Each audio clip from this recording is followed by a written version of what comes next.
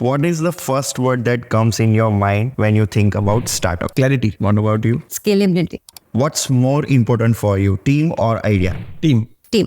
Startup fail होता क्यों है? इनोवेशन की बात आती है तभी हम उसको स्टार्टअप के साथ रिलेट करते हैं। तो क्या ऐसा पॉसिबल है कि हम ट्रेडिशनल बिजनेस को भी स्टार्टअप बोल सकते हैं क्या? पहले क्या होता था कि बेटा दुकान पे बैठ गया है, मतलब सेट, लाइफ सेट, पूरी लाइफ सेट। अभी क्या हो गया है, दुकान पे बेटा खाली 2 महीने 4 महीने से ज्यादा नहीं बैठ पाता, उसको नया चैलेंज चाहिए। पहली बात तो वर्क लाइफ बैलेंस जैसा कुछ होता नहीं है। अ successful startup journey would always be alone. The only difference between stress and passion is stress मजबूरी में आता है और पैशन अपन मन से करते। काम तो उतना ही करना पड़ता है दोनों कंडीशन के अंदर। किसी को भी पिच डेक डिजाइन करना है तो उसमें कौन से की पैरामीटर्स है जो ऐड करने चाहिए? There are 2 phases of pitch deck. The first phase always is about the company, about the founder, about the team. The second part of pitch deck always talks about the business part of it. That is their main key area. जहाँ पे तुम्हारा GTM क्या है, तुम्हारी strategies तुम क्या क्या करने वाला है, what is the roadmap that you're looking for. आज आप यहाँ हो, what are the journeys or milestones that you're going to achieve, and ultimately उनको क्या मिलने वाला है. One thing that you can't work without. Co-founder. Hello everyone, welcome back to our channel. This is Raj from Radical Descartes, your process automation strategist. आज का episode बहुत ही special है because we have 2 amazing guest जो health और nutrition की दुनिया में कुछ नया लेके आए हैं। आज हमारे साथ हैं डाइटिशियन कोमल पटेल और Chandan Malo, the power house new behind न्यूरासोई। आज हम हेल्थ और स्टार्टअप वर्ल्ड के कुछ इंटरेस्टिंग टॉपिक्स कवर करेंगे। इनका मिशन है हेल्दी और हाइजेनिक फूड को कैसे एक्सेसिबल बनाना सबके लिए। आज हम इनकी जर्नी, न्यूरासोई के पीछे का इंस्पिरेशन और चैलेंजेस को कैसे फेस कर रहे हैं वो जानेंगे। और हम ये भी जानेंगे कि स्टार्टअप क्या होता है, ट्रेडिशनल बिजनेस से कैसे डिफरेंट है और एक सक्सेसफुल स्टार्टअप बनाने के लिए की कैरेक्टरिस्टिक क्या होती है। हम डिस्कस करेंगे common reasons why startup fail, कब पिवट करना चाहिए और इन्वेस्टर का माइंडसेट क्या होता है। साथ ही हम ये भी जानेंगे कि अहमदाबाद में वीसी और इन्वेस्टर कैसे ढूंढे, पिच डेक कैसे प्रिपेयर करे और इक्विटी और ईसॉप कैसे ऑफर करे। ये सब टॉपिक्स भी कवर करेंगे। इसके अलावा कस्टमर फीडबैक का क्या इंपॉर्टेंस होता है, स्ट्रॉन्ग टीम कल्चर बनाना और प्रॉफिटेबिलिटी वर्सेस ग्रोथ बैलेंस कैसे करे, ये सब डिस्कशन कवर करेंगे। तो चलिए शुरू करते हैं। चंदन, पहले तो मुझे ये जानना है कि startup is very fascinating word. Correct. And आजकल के जो नए जनरेशन वाले लोग हैं, मैंने ज़्यादातर ऐसा देखा है कि startup always fails. Like 98% chances ऐसे हैं कि वो फेल ही जाएंगे। करेक्ट। और स्टार्टअप ज़्यादातर ऐसे लोग स्टार्ट करते हैं जिनके पास कोई बैकग्राउंड नहीं है। करेक्ट। लाइक ग्रेजुएट हो गए और अपने स्टार्टअप कर लिया और अपने लाइफ के 3-4 साल वेस्ट कर दिए। करेक्ट। तो आपसे मुझे जानना है कि जो ट्रेडिशनल बिजनेस है और स्टार्टअप की जर्नी है, दोनों में डिफरेंस क्या है। और दूसरी एक इंटरेस्टिंग बात मुझे ये भी जाननी है कि आप इंडिविजुअली पहले बिजनेस करते थे। Correct. और फिर आज आपने स्टार्टअप स्टार्ट करने का सोचा, तो उसके पीछे की सोच क्या है और अपनी लाइफ का एक्सपीरियंस आप स्टार्टअप में कैसे यूज़ कर रहे हो वो भी जानना है। सो आपने पहला क्वेश्चन ये पूछा कि स्टार्टअप और ट्रेडिशनल बिजनेस में डिफरेंस क्या है। बहुत सिंपल डिफरेंसेस है।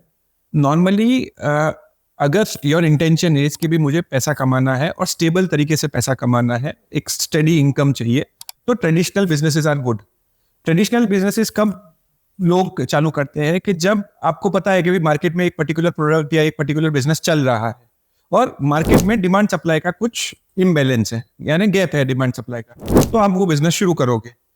आपके एरिया के अंदर सपोज प्रोविजन स्टोर 3 है लेकिन वहां पे भी कस्टमर की भीड़ लगी रहती है, तो आप चौथा खोलोगे तो वो भी चलेगा। ठीक है, बेसिक्स आपको ठीक करने। सेकेंडली, ट्रेडिशनल बिजनेस में क्या होता है कि वो खुद के पैसों से शुरू होता है। मैक्सिमम केसेस के अंदर आगे जाके आप बैंक का कुछ लोन वोन ले सकते हो, otherwise it is a bootstrap system, अगर आज की लैंग्वेज के हिसाब से कहूँ तो। और ट्रेडिशनल बिजनेस के अंदर बहुत ज्यादा इनोवेशन नहीं होता है पर बहुत ज्यादा नहीं होता है और वो बहुत स्टेबल चलते हैं। स्टार्टअप के अंदर सबसे बड़ा जो डिफरेंस है, it is a scalable business. Startup business ऐसा होता है कि प्रैक्टिकली आप या तो फर्स्ट टाइम कर रहे हैं या कुछ नए तरीके से कर रहे हैं, इसकी वजह से देयर इज अ चैलेंज, और चैलेंज होता है the greater the risk the greater the reward. तो रिवॉर्ड भी ज़्यादा होता है। सेकेंडली, स्टार्टअप के अंदर ऐसा होता है कि it is very fast. Traditional business को ग्रो करने में आपको 5 साल 10 साल बोलते हैं, दुकान जमने में टाइम लगता है। स्टार्टअप के अंदर you need to be very fast. Trends बहुत जल्दी चेंज हो रहे होते हैं, बहुत सारी चीज़ें ओवरनाइट चेंज हो जाती है, so you have to be very fast.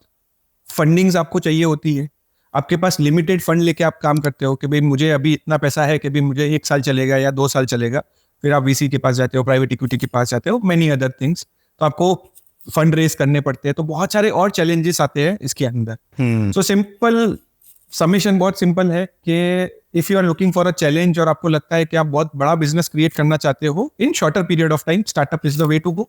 और आपको लगता है कि भाई getting money and creating a stable business and a long time business, startup can be long time, but जैसे आपने स्टार्टिंग में बोला था कि स्टार्टअप में फेलियर रेशियो बहुत ज्यादा है, क्योंकि स्टार्टअप फास्ट होता है, तो एक छोटी मिस्टेक भी आपको कहीं पे भी रॉन्ग डायरेक्शन में ले जा सकती है। तो you have to be very much alert when you are doing startup.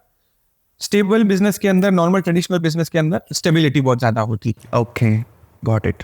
सो कोमल, आपको कुछ ऐड ऑन करना है इस बात के ऊपर? So he almost covered all the points. The only thing is, when you are taking money from any investors in the startup, you have to value that and you have to give that outcome. So इसीलिए कि startup के अंदर हमको time के हिसाब से काम करना होता है. Like that's a very short period of time where you have to hit to the market, या growth दिखाना है या उसका value देना है. So that is the only main difference between tradition and the startup. Okay, nice. दूसरा मुझे जानना है कि लाइक हम एडटेक कंपनी की बात करें, अभी आफ्टर कोविड जितना एक्सपांशन हुआ था, तो उसमें बायजूस जो टॉप पे था वो बैडली क्रैश हुआ। करेक्ट। एंड फिनटेक की बात करें तो पेटीएम इंडस्ट्री भी, मतलब जो उन लोगों ने स्टार्ट किया था, आज उनके बाद जो आए वो अच्छा अर्न कर रहे हैं, उनका नाम भी अच्छा है, but Paytm badly crash also. तो मुझे ये जानना है कि स्टार्टअप फेल होता क्यों है एक स्टार्टअप, क्योंकि इतनी बड़ी जर्नी उन लोगों ने क्रिएट कर ली है, फिर भी वो फेल क्यों होते हैं, वो उसके पीछे की साइकोलॉजी थोड़ी जाननी थी मुझे। सो इसमें you have to understand the basics. There are 3 things जो एक स्टार्टअप को सक्सेसफुल बनाते हैं, ठीक है। सबसे पहले बिजनेस स्केलेबल होना चाहिए, सेकेंडली रिकरिंग बिजनेस होना चाहिए, थर्डली कस्टमर सेंट्रिक बिजनेस होना चाहिए।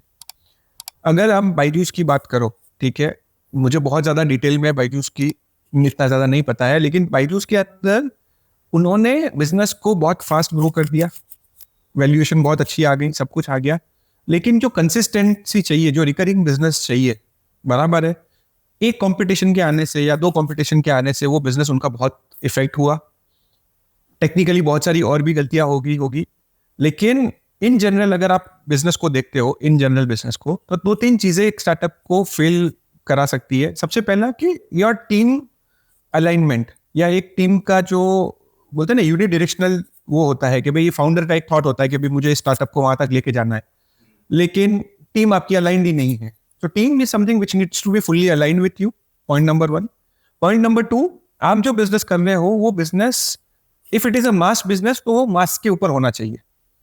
It has to be for the people, और कस्टमर को कुछ ना कुछ वैल्यू एडिशन होना चाहिए। आई एम नॉट सेइंग कि कोई सस्ता मिलना चाहिए या फास्ट मिलना चाहिए, हर एक कस्टमर की अलग अलग नीड होती है, लेकिन उसको कुछ ना कुछ वैल्यू आपको क्रिएट करके देना चाहिए। और value, again, things are changing very fast. तो अगर आप ये सोच रहे हो कि आज से 2 साल पहले मैंने एक स्टार्टअप किया था और तब मेरा सक्सेसफुल था, कोई कंपटीशन आ जाएगा और उसने एक और चीज ऐड कर दी, तो आपको you have to be very much alert in a startup ecosystem.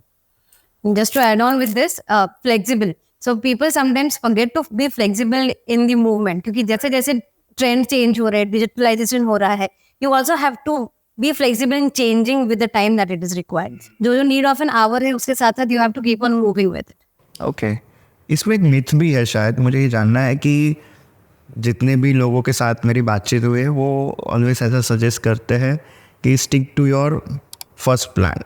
तो मुझे ये जानना है कि क्या अगर हम प्लान के ऊपर स्टिक करेंगे तो वो शायद वर्थ इट होगा भी नहीं होगा, तो टाइम के साथ कैसे इवॉल्व किया जाए, तो उसके लिए आप क्या स्ट्रेटेजी यूज़ करते हो, वो डिटेल में समझ। बहुत सिंपल मेथड है। आपने बोला stick to your original plan, ठीक है। सबसे पहले तो आपको एक स्टार्टअप का जो सबसे बड़ा मिस्टेक होता है ना, they go too much by the emotions, gut feeling जो बोलते थे। मैं ये बोलता हूँ कि gut feeling is good. Gut feeling कहाँ से खड़ी होती है? आपके इंटरनल, आपने जितना भी समझा है आज तक, उसके हिसाब से गट फीलिंग आती है। और आपको जो बिजनेस करना है वो आज तक आपने कभी किया नहीं है. So I would put it in a different way कि भाई गट फीलिंग अग्रीड, अभी तक जितना आपने सीखा है उसके हिसाब से करेक्ट है. मैं हमेशा मानता हूं कि आपको साइंटिफिक वे से कुछ कैलकुलेशन करके आगे बढ़ना चाहिए. आपने प्लान अगर सोच समझ के बनाया है and you are very clear कि भाई मुझे 1 साल में, 2 साल में, 3 साल में, 5 साल में या 10 साल में कहाँ पहुंचना है या इस कंपनी को कहाँ लेके जाना है, वो एकदम क्लियरली डिफाइंड अगर है, that means your plan is good. क्योंकि आपने क्लियरली डिफाइन कर लिया है कि मुझे 1 साल के बाद इतना पहुंचना है, 2 साल के बाद, and it has to be justifiable. मैंने जब बोला ना कि साइंटिफिक मेथड से, आप ये बोल दो कि भाई मुझे 10 साल के अंदर 10,000 करोड़ की कंपनी बनना है, गुड, इट्स वेरी गुड, कोई उसमें गलत नहीं है. 10,000 बनने के लिए 5 साल के अंदर मुझे एटलीस्ट 3,000 तक तो पहुंचना है, 2 साल के अंदर मुझे 1,000 तक तो पहुंचना है. सो दैट जर्नी कि यहां से लेके मैं 10 करोड़, 10 से 100 करोड़, 100 से 1,000, 1,000 से 3,000, 3,000 से 10,000 कैसे पहुंचूंगा, अगर वो आपने क्लियरली डिफाइन कर लिया, that means your plan is good. So you do not have to change your plan, you have to stick to the plan. आपको चीजें चेंज करनी है जहां पे गलतियां हो रही है. लोग क्या समझते हैं कि यार अपन का बिजनेस का टर्नओवर, लेट्स से पहले साल के अंदर मैंने सोचा था कि मैं 10 करोड़ तक पहुंचूंगा और मैं 1 करोड़ तक पहुंचा, ठीक है, तो प्लान ही गलत है. तो प्लान गलत नहीं होता है क्योंकि आपने बहुत सोच समझ के प्लान बनाया है. जिस तरीके से आप काम कर रहे हो वो तरीके गलत हो सकते हैं, वो आपको चेंज करने हैं. And it can be any aspect. आपकी मार्केटिंग गलत हो सकती है, प्रोडक्ट मिक्स गलत हो सकता है, प्राइसिंग गलत हो सकती है. और अगेन मैं हमेशा एम्फेसाइज करता हूं कि स्टिक टू द बेसिक्स. जो बेसिक्स है, जो बेसिक प्रिंसिपल्स ऑफ बिजनेस है, अगर आप वो भी फॉलो कर लोगे ना स्टार्टअप के अंदर, you will be successful. Okay, nice. दूसरा मुझे ये भी जानना है कि जितने भी आज तक स्टार्टअप हुए हैं, लाइक जो बैडली फेल हुआ है, मैं उनकी एक केस स्टडी समझाऊँ तो लाइक पेटीएम एंड बाईजूस, तो उनका अगर जर्नी देखा जाए तो 5 या 7 साल तक वो ऑलवेज लॉस मेकिंग कंपनी थी, ठीक है.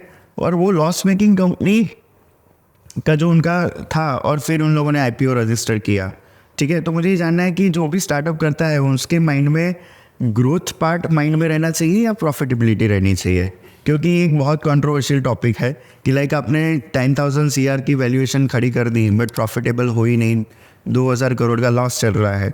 तो आप इसके बारे में क्या सोचते हो कि क्या माइंडसेट लेके चलना चाहिए और ग्रोथ करना चाहिए, वो थोड़ा डिटेल में समझाइए आप. देखो, कोई भी स्टार्टअप बिना दोनों के नहीं चल सकता. अगर आप ये बोल दो कि मैं ग्रोथ पे फोकस नहीं कर रहा हूँ, मैं प्रॉफिट पे फोकस कर रहा हूँ, तो मेरा बिजनेस चलेगा, विल नॉट वर्क. अगर आप ये सोच रहे हो कि मैं खाली ग्रोथ पे फोकस कर रहा हूँ और प्रॉफिट नहीं होगा, तो नहीं चलेगा. It has to be a combination of both. आपने आईपीओ का एड्रेस दिया. सी, स्टार्टअप के अंदर क्या होता है कि हर लेवल के ऊपर इन्वेस्टर आते हैं, डिपेंडिंग अपॉन किस स्टेज के ऊपर आप हो. Pre seed round, seed round, उसके बाद एंजल राउंड, करते करते करते करते आप वेंचर कैपिटल पहुंचते हो, प्राइवेट इक्विटी पहुंचते हो, फैमिली ऑफिस तक पहुंचते हो, और लास्ट में आप आईपीओ पे जाते हो. स्टार्टअप इंडस्ट्री का बहुत सिंपल है कि अगर मैंने आपके अंदर इन्वेस्ट किया है, ठीक है, मुझे एग्जिट कब मिलेगा और कितने प्रॉफिट में मिलेगा. Ultimately the last stop for any startup would be N IPO, ठीक है, जहां के ऊपर it is a freely tradable चीज हो जाती है. कोई भी इंसान इन्वेस्ट कर सकता है, कभी भी एग्जिट ले सकता है. मैं उसको अगर और थोड़ा सा इलेबोरेट करता हूं अगर उसके अंदर, तो ऐसा लगता है मुझे कि ये जो उनका फेलियर आता है ना, ये फेलियर उनके, जैसे आपने बोला कि 7 साल तक वो लोग लॉस मेकिंग में चलते हैं, 10 साल तक वो लोग लॉस मेकिंग में चलते हैं. You have to be very clear कि आपका एंड गोल क्या है. बहुत सारी कंपनियां ऐसे स्टार्टअप क्रिएट करती है कि वे मुझे भले पैसा बर्न करना है या जो भी करना है, मुझे वैल्यूएशन 500 करोड़ तक पहुंचानी है और कंपनी बेच देनी है. They are very clear. आगे कैसे चलेगी, क्या चलेगी, उतना उन्होंने सोचा ही नहीं होता है, क्योंकि उनका गोल बहुत क्लियर होता है कि मुझे इस कंपनी की वैल्यूएशन 500 करोड़ तक ले जानी है, मुझे कोई एक अच्छा इन्वेस्टर मिलेगा या कोई मेरी कंपनी को टेक ओवर कर लेगा 500 करोड़ पे, आई विल एग्जिट. 50 एग्जाम्पल है सक्सेसफुली, लोगों ने, किसी ने 200 करोड़, 300 करोड़, 400 करोड़, 500 करोड़, 700 करोड़ पे कंपनी बेच दी है. अब उनकी लाइफ के अंदर that amount is more than sufficient to create more startups और क्रिएट मेनी अदर थिंग्स. अगर आपका विजन ये है कि भी मुझे पब्लिक लिस्टिंग तक पहुंचना है और मुझे एक स्केलेबल कंपनी बनानी है, which I do not want to sell, ठीक है, कंपनी को ग्रो करके एक नेक्स्ट लेवल पे लेके जाना है, so then profitability would definitely come into the part. Burning money is required, ठीक है, कम रिक्वायर्ड होती है जब आपको उसका वैल्यूएशन क्लियर होता है. अभी क्या हो गया है कि एक कस्टमर एक्विजिशन कॉस्ट बोलते हैं, कैक बोलते हैं जिसको, कस्टमर एक्विजिशन कॉस्ट. आपकी प्रोडक्ट है सपोज 50 रुपए की, बराबर है, आप उस प्रोडक्ट को बेचने के लिए 1,000 रुपए खर्च कर रहे हो. दैट मीन्स वो कस्टमर जब तक 20 बार वो प्रोडक्ट बाय नहीं करेगा, तब तक तो आपकी वैल्यू नहीं ले पाएगा. तो आपको कम से कम ऐसा डिसाइड करना पड़ेगा कि भाई मैं 1000 रुपए आज खर्च करने को तैयार हूं, पर क्या कस्टमर मेरा डेली बेसिस पे वो प्रोडक्ट कंज्यूम करता है, साल के अंदर वो 365 बार मेरी प्रोडक्ट खरीदेगा, तब जाके आपको रियलाइज होगा कि हाँ 1000 रुपए वर्थ है। अब आपको मालूम है पूरे साल में वो एक ही बार प्रोडक्ट खरीदने वाला है, 2 बार खरीदने वाला है, 50 रुपए की प्रोडक्ट है, तो 1000 रुपए जस्टिफाई हो ही नहीं सकते। सो एज अ स्टार्टअप आपको ये समझना पड़ेगा कि आप जो कर रहे हो वो कहाँ तक जस्टिफाइबल है। ब्लाइंडली आप फॉलो नहीं कर सकते कि भाई आई एम बर्निंग मनी, ये कोई स्टेटस सिंबल बन गया है, don't not go with that. Burning money is required. Branding marketing में इनिशियल लेवल पे जब तक आप रिकॉग्नाइज नहीं होते हो, आपको ब्रांडिंग मार्केटिंग में पैसा खर्च करना पड़ता है। कस्टमर एक्विजिशन के लिए आपको रीच बढ़ानी पड़ती है। डिजिटल मार्केटिंग में आजकल फ्री में कुछ नहीं होता है, तो परफॉर्मेंस मार्केटिंग करनी पड़ती है। अग्री, पैसा करना पड़ता है, but you have to be logical enough कि भाई हाँ अगले 1 साल 2 साल तक मेरे इतने कस्टमर आएंगे, मेरा रिटेंशन इतना आएगा और तब मेरी इतनी वैल्यू रिकवर होगी। तो बहुत सारे technical fundamentals, again if you do it scientifically, आप नक्की करोगे भाई मेरी कस्टमर की लाइफ टाइम वैल्यू क्या है, उसके हिसाब से मैं कितना खर्च कर सकता हूँ, तो the chances of failure becomes very less. Right right right. दूसरा ये भी जानना है कि जब भी इनोवेशन की बात आती है तभी हम उसको स्टार्टअप के साथ रिलेट करते हैं, तो क्या ऐसा पॉसिबल है कि हम ट्रेडिशनल बिजनेस को भी स्टार्टअप बोल सकते हैं क्या? Innovation for everybody is something कि हमने कुछ नया कर लिया या फिर कुछ नया एक्स्ट्रा ऑर्डिनरी मार्केट के अंदर लेकर आते हैं, that is what innovation is. But traditionally अगर आप कोई काम कर रहे हो या कोई बिजनेस कर रहे हो, उसी के अंदर विद दैट सेम फ्लो अगर थोड़ा सा ट्वीक भी लेके आते हो, that could be innovation for that company. So definitely traditional business को भी स्टार्टअप का नया नाम लेके you can take it forward, but vision has to be again very clear, the thoughts have to be very clear. If I have to give an example, मान लो कि हम जानते हैं कि distribution for the FMCG product is everywhere very common. Balaji got that standout only because of distribution that he took. उसका clear था कि मुझे हर जगह पहुंचना है, so that is what he is known for. और बालाजी ब्रांड इसीलिए ज्यादा पॉपुलर हुए क्योंकि उसका distribution was something different that he clicked इन, कि मुझे एक दिन में डिलीवरी करनी है या हर जगह पहुंचना है। सो डिस्ट्रीब्यूशन तो सब करते थे, that innovation of reaching on time और रीचिंग टू द प्लेसेस और the hook corners, that is the innovation that he did in FMCG. Just to add on what she is saying is, कोई भी business कभी भी कोई भी change कर सकता है। The only thing is traditional business में क्या होता है कि your roots are so strong कि आप अनलर्न नहीं कर सकते। अगर आप कोई भी ट्रेडिशनल बिजनेस वाले को बोलोगे भी पहले 2 साल तुझे नुकसान होने वाला है और तीसरे साल तो कमाई करेगा, वो बोलेगा एक काम कर बेटा दुकान बंद कर दे आज। 3 दिन के बाद करता है, 2 साल के बाद में करता है, अभी बंद कर दे, नुकसान कैसे हो सकता है? सो स्टार्टअप के अंदर क्या होता है कि anybody can do a startup, any business can become a startup, लेकिन you have to unlearn so many things, that is the difficult part. को बहुत सारी चीजें छोड़नी पड़ेगी। अगर आप ट्राई करके देख लेना, एनी किसी शॉप वाले को बोल दो कि भाई साहब आपको 1 साल तक नुकसान में माल बेचना है तो आप बड़ा काम कर पाओगे, नहीं करेगा वो। It is with our own parents as well. The generation above us would not allow us to go in losses. वो बोलेंगे बेटा जो कर रहा है वो सही है, do not try to risk anything. ऐसा People take loss in a very wrong way. I'm saying कि उसको पहले भी होता था, पहले भी प्री ऑपरेटिव कॉस्ट होते थे, पहले भी सब होते थे, पहले उसको बर्निंग नहीं कहा जाता था, दुकान सेट होने का टाइम कहा जाता था। उसको ये ऐसे हाईलाइट करके उसको ग्लोरीफाई नहीं करते थे कि यार मैंने पहले साल इतना नुकसान किया। पहले ऐसे किया जाता है दुकान सेट होने में टाइम लगता है, ठीक है, धीरे धीरे सेट हो जाएगी, 1000 दिन चाहिए दुकान को सेट होने में। तो पहले भी वो कंसेप्ट था, उसको इतना ग्लोरीफाई कर दिया है और उसको एक इतना फैशन बना दिया है कि I am burning money, I am burning money. So I would say कि do not go into that fashion kind of thing. Understand if burning money is the requirement for your business, do that logically. But आपको लगता है कि आज मैं 2 साल burn करने के बाद तीसरे साल प्रॉफिटेबल हो जाऊंगा तो ठीक है। Example of I think Zomato was loss making till now. I think this was the first year वो profitable हुआ है। He was very clear कि भी उसने competition कितना है, क्या है, विजन क्लियर था कि भी अभी 2 साल 3 साल 4 साल 5 साल 7 साल 10 साल में क्या होने वाला है, ट्रेंड्स कैसे चलने वाले हैं। You have to take a call on that. Okay. दूसरा मैंने कई बार ऐसा भी देखा है कि जो फाउंडर्स होता है वो अपनी कंपनी को ज़्यादातर स्टार्टअप बोलने में ज़्यादा इंटरेस्टेड होता है rather than giving it a name of big enterprise. तो उसके पीछे का रीज़न क्या होता है? और दूसरा मुझे ये भी जानना कि क्या उनको एक्स्ट्रा बेनिफिट ऐसे मिलता है स्टार्टअप बोलने के लिए गवर्नमेंट से या फिर टैक्सेशन वाइज, कि उनको ऐसा करने से मतलब वो रोकते हैं कि बिग एंटरप्राइज नहीं बोलना है उसको, 10 साल तक भी वो लोग अपने आप को स्टार्टअप बोलते हैं? अग्री। सो देखो, स्टार्टअप के अंदर राइटली सेड गवर्नमेंट की बहुत सारी स्कीम्स चलती है, स्टार्टअप इंडिया करके है, बहुत सारे सीड फंड्स मिलते हैं, गवर्नमेंट की छोटी छोटी बहुत सारी स्कीम्स होती है। तो यस, अगर आप अपने आप को स्टार्टअप क्वांटिफाई करते हो तो आपको उसके बेनिफिट मिलते हैं। दूसरा, टैक्सेशन पॉइंट से एज ऑफ टुडे, आज अपन बात कर रहे हैं, तो आपको 3 साल का टैक्स हॉलीडे मिलता है and you can select in the first 10 years. अगर 10 साल के अंदर आपने डिसाइड किया कि भी पहले 2 साल तो वैसे भी लॉस होने वाला है, तो देयर इज नो पॉइंट। तीसरे साल से आप प्रॉफिटेबल हो तो तीसरे साल से लेके अगले 3 साल तक आप अपने आप को जो भी इनकम होगी वो टैक्स फ्री होती है। So there is a provision from government of India on that. Many other small small schemes are there, बहुत कुछ हो सकता है। There are many places where you can get knowledge about that.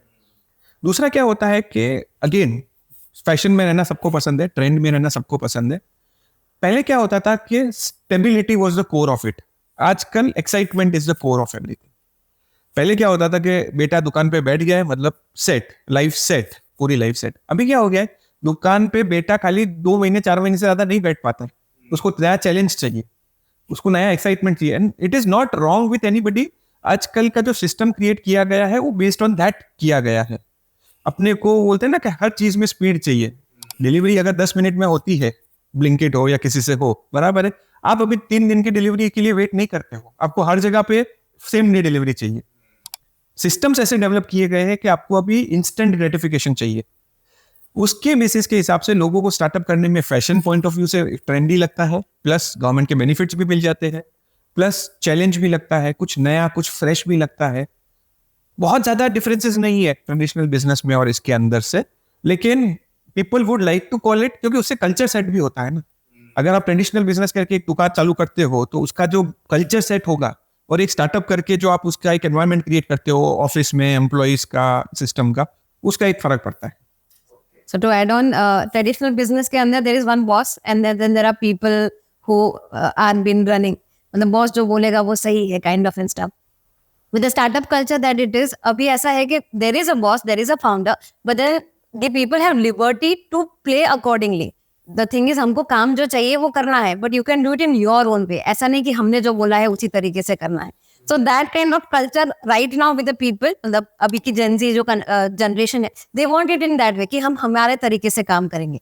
But the ultimate goal is हाँ काम हो जाना चाहिए, भले काम अपने तरीके से करो. So that culture is something that people want. Because उससे creativity बाहर निकलती है, they get their own space of doing things in their way. So that all things help with the startup culture. Okay, तो add on with this मुझे ये जानना है कि स्टार्टअप जब भी करते हैं हम, तो लाइक मैं मेरी इंडस्ट्री की बात करूँ तो मेरी इंडस्ट्री इंडस्ट्रियल प्रोसेस इंस्ट्रूमेंट से बिलोंग करती है एंड ज़्यादातर वो ट्रेडिशनल बिजनेस है, ठीक है। तो अगर मैं उसको एक नए तौर से प्रेजेंट कर रहा हूँ मार्केट में और मुझे उसकी मार्केट साइज़ पता करनी है, तो उसके लिए आपके पास कोई टूल अवेलेबल है कि कैसे फाइंड किया जाए, राइट मार्केट साइज़ कैसे डिफाइन की जाए हमारी इंडस्ट्री की, उसके लिए कोई एग्जांपल देके आप समझा सकते हो? ओके, मैं आपको जैसे मुझे इस इंडस्ट्री का इतना ज़्यादा नॉलेज नहीं है, बट हम लोग एफएमसीजी इंडस्ट्री से बिलोंग करते हैं, तो एफएमसीजी का मैं आपको बताता हूँ।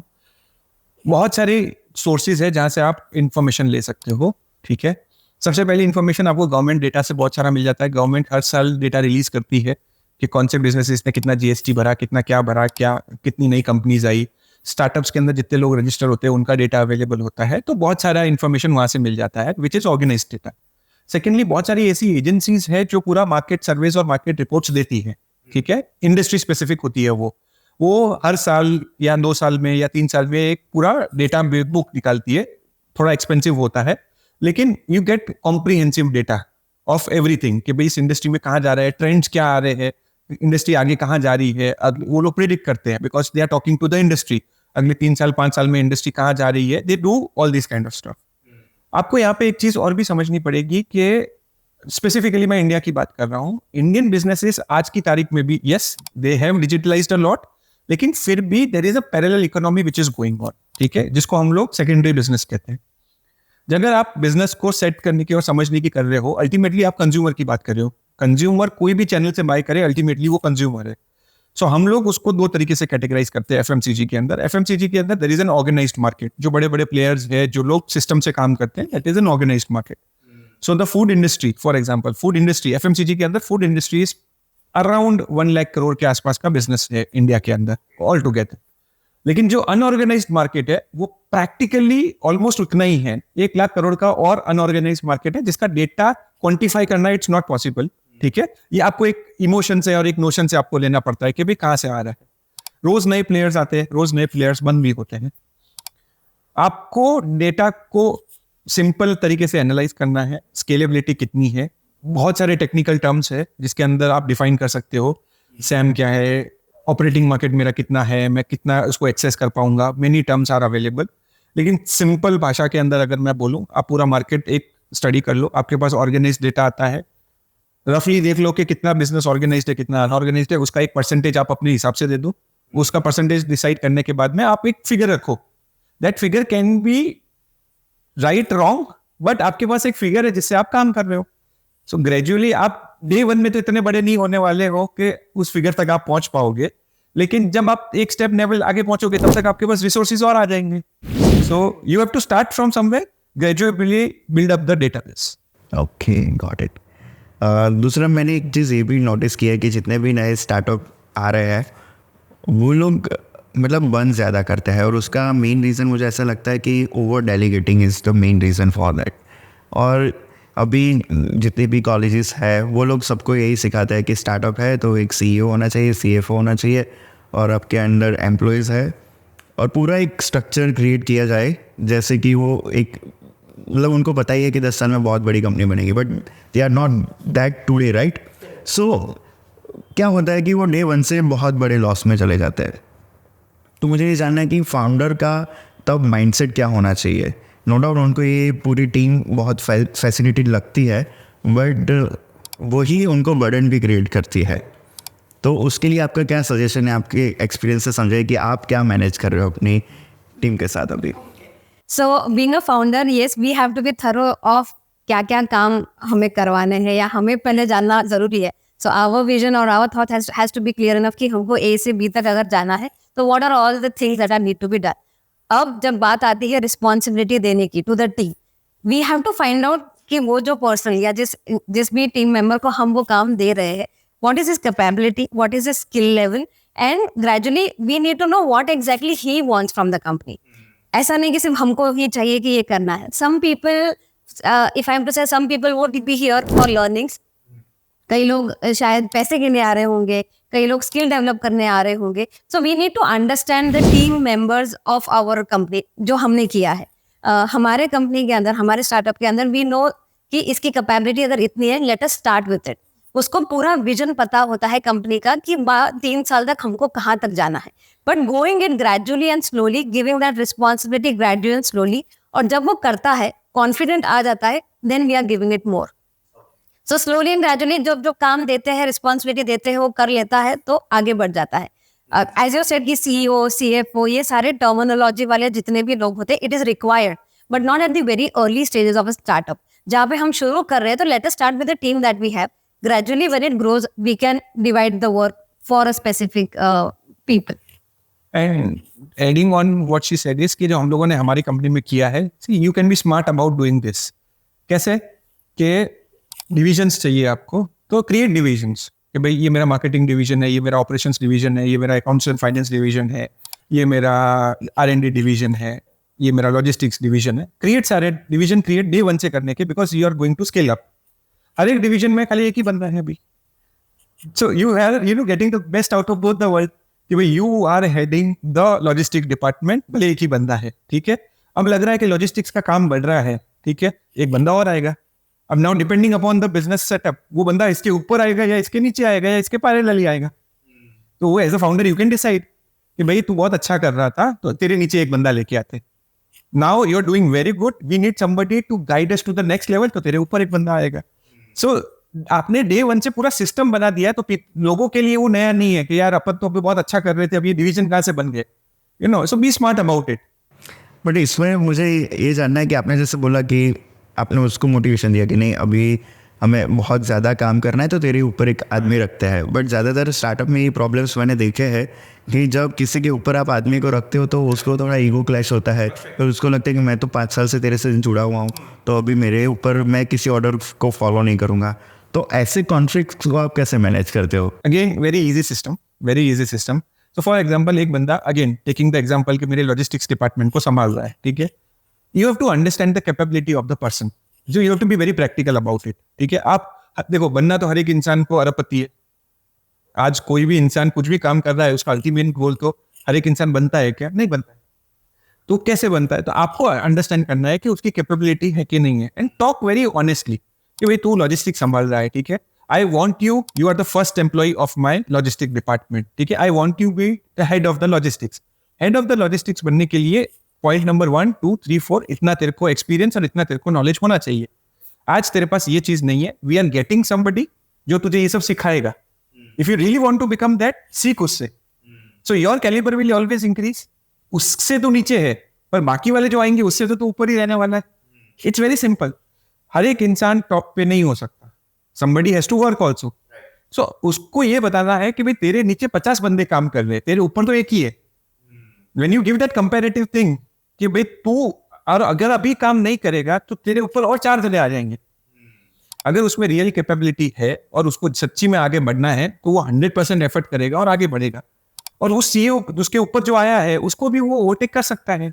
So it is again about the people's mindset. मान लो कि we are giving the platform to the people कि तुम leader बनो, we will give all the responsibilities, learning, everything. अगर उसका mindset leader बनने का है तो he will become a leader. Now it is up to him, leader बनना है कि follower बनना है। So if he works hard in making or choosing what he wants, that is the position that he will get.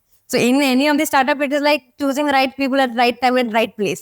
तुम कहाँ हो और अब वहाँ से तुमको कहाँ जाना है आगे। ओके, इसमें एक कंट्रोवर्शियल टॉपिक मैं ये डालता हूँ कि अगर वो बंदा हमारा फैमिली मेम्बर है तो So then it becomes a family business. It is not a startup.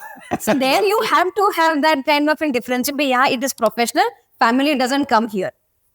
So on a lighter side, अगर आप सीईओ के अंदर आप अपनी वाइफ को बिठा दोगे और आप बोलोगे कि भाई आई एम द फाउंडर, फिर आप जानते हो कि बिजनेस कैसे, she must be very good at certain things. Disputes will happen, okay? Difference of opinion would happen. बराबर है? If you both understand कि how to logically take a decision, company would be successful. नहीं तो फिर वो family matter बन के company बंद हो जाएगी। There the work matters. Your emotions are not going to work क्योंकि हमें ultimately पैसे ही कमाने हैं। So emotions को अगर बिजनेस में या प्रोफेशन में डाल दो फिर it is not going to work. Where you are professional, be professional. Where you are emotional, be emotional. Okay, got it. Now दूसरा मुझे जानना है कि अभी जितने भी नए जेनजीज एंड मिलेनियल्स हैं उनको बिजनेस बहुत ही मतलब एडवेंचर लगता है, बट कहीं ना कहीं उनको ये नहीं पता कि बिजनेस में शायद जॉब से ज़्यादा काम करना पड़ता है। लाइक रात के 1 बजे भी आपको एनालिसिस करने बैठना पड़ता है, तब आप रील नहीं देख सकते कि क्या चल रहा है मार्केट में। तो मुझे ये जानना है कि आप अपने वर्क लाइफ बैलेंस को कैसे मैनेज करते हो? देखो भाई, बहुत सिंपल है इसका आंसर। पहली बात तो वर्क लाइफ बैलेंस जैसा कुछ होता नहीं है, ठीक है, कुछ भी नहीं, कोई ये मिथ है। अगेन वर्क लाइफ बैलेंस में मतलब सी प्रायोरिटीज चेंज, मैं तो इसको सीधी भाषा में बोलता हूँ, प्रायोरिटीज चेंज, ठीक है। You have to be very clear कि व्हाट माय प्रायोरिटीज आर। अगर आज आपकी शादी हुई है, ठीक है, and you are not giving time to your wife, your priorities are wrong.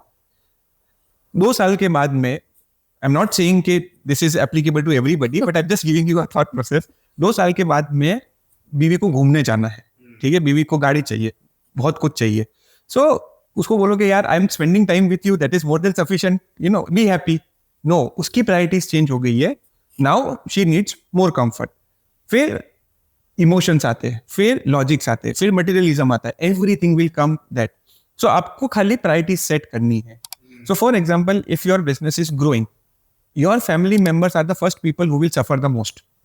याद रखना, your friends are the people who will suffer the most. क्यों? क्योंकि आप दिन का 10 घंटा उनके साथ स्पेंड करते थे, अब वो 10 घंटा 1 घंटा हो जाएगा, तो सबसे पहली गाली वो लोग ही बोलेंगे, बोले આજે તાર પાસે टाइम જ નથી, you are you know मोटो मानस થઈ ગયો છે, मतलब all that kind of stuff कि तू बड़ा हो गया, ये हो गया, टाइम स्पेंड नहीं कर रहा है। It's okay.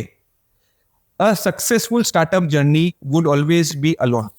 ओके, अब एक बार तो अलोन फील करोगे ही करोगे, ठीक है। Once that success is achieve, everybody will be together with you to enjoy that success. उस जर्नी के अंदर आपके साथ में कोई नहीं रहने वाला है। And the people, your team members, if they stay with you in that whole journey, then you have built a successful startup. Again, it is about the interest that somebody carries. Say for example, हमारी team की अगर मैं बात करूँ, there is no timing for them. हाँ, 10 बजे आना है, जाने का टाइम किसी का फिक्स नहीं है। So if they are involve in the work that they are doing, और उनको बहुत मजा आती है अगर वो काम करने में, 8-9 कब बज जाते हैं उनको भी नहीं पता होता है, and when they see the watch, अरे यार 9 बज के चलो भागते हैं, kind of and stuff. It is because they are involve completely mentally also into the work that they are doing. मजा आती है उनको करने में. एंड खाली एक मतलब it's a simple thing, the only difference between stress and passion is stress मजबूरी में आता है और पैशन अपन मन से करते, काम तो उतना ही करना पड़ता है दोनों कंडीशन के अंदर. ओके, हमारी जो एम्प्लॉयज़ इन पोजीशन के रिलेटेड बात हो रही थी, तो मैंने अपने स्टार्टअप की जर्नी में जो प्रॉब्लम फेस किया है वो मैं आपको बताता हूँ कि लोगों को इंस्पायर करके, मतलब उनको हमारे साथ जुड़े रखना एज अ टीम, वो बहुत ही डिफ़िकल्ट टास्क है. तो और कहीं ना कहीं ऐसा होता है कि you are the only one investor and they are just employ. तो पहले तो इस माइंडसेट से कैसे बाहर निकला जाए ताकि उनको भी ऐसा लगे कि they are the part of the family. Second बात कि इनिशियली हमें उनको पार्टनर बनाना है या फिर उनको ऐसा लगे कि वो भी एक स्टार्टअप का पार्ट है, तो उसके लिए ईसॉप्स या इक्विटी कैसे डाइल्यूट की जाए, क्योंकि ये बहुत ही मेजर क्वेश्चन है. और शायद अगर हम उनके बारे में सोच रहे हैं तो उनको ऐसा नहीं लग रहा है उस मोमेंट पे कि नहीं, they are just using us. Okay, तो उसके लिए क्या स्ट्रेटेजी है आपके पास कि कैसे इसके ऊपर वर्क किया जाए? सो अगेन राज, बहुत अगेन सिंपल है, ये बहुत सिंपल है. हर एक जने का मेथड अलग होता है, ठीक है. Certain people wants fixed income, उनको इक्विटी से कोई मतलब नहीं है, मेरे को इतनी सैलरी मिलनी चाहिए, इतना ग्रोथ मिलना चाहिए, I will be with you. Ultimately you have to understand as a startup कि आपको ये समझना है कि उनका एंड गोल क्या है. People will come, people will go, you can not change that. कोई अगर ये बोल देगा कि मेरे पास ये रामबाण इलाज है कि इससे कोई बंदा जाएगा, नहीं. The only person you can control is your self, ठीक है. अगर आपकी कंपनी इतनी अच्छी है, अगर आपकी कंपनी के सिस्टम्स इतने अच्छे हैं, where there is a very good balance between the growth and what they are learning and they are enjoying, अगर आप इसका बैलेंस आप अपनी कंपनी में सेट कर पाओगे तो people will not go. In general they will not go. जिसको जाना है वो तो जाएगा ही.